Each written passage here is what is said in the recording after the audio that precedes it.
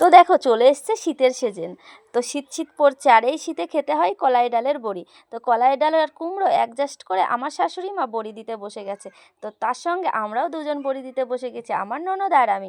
আমার ননদ তো খুব সুন্দর বড়ি কাটতে পারে, আমিও পারি অবশ্য হালকা পাতলা। তো দেখো আমরা বড়িগুলো কেটেছি, বড়িগুলো কেমন লাগছে অবশ্যই তোমরা কিন্তু আমাকে কমেন্ট বক্সে জানিয়ে যেও। আর তোমরা কে কে বড়ি খেতে পছন্দ করো অবশ্যই কিন্তু বলো।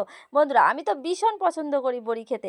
আর দেখো আমরা সবাই মিলে বড়ি দিচ্ছি, সবাই যে যার বড়িটাই অবশ্য দেওয়া হচ্ছে, কিন্তু অনেক অনেক বড়ি। আর দেখতে পাচ্ছি এটা কিন্তু আমার শাশুড়ি মা, আমার কিউট একটা শাশুড়ি মা, খুব ভালো।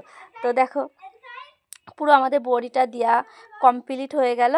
ব্যাস, বাই বন্ধুরা।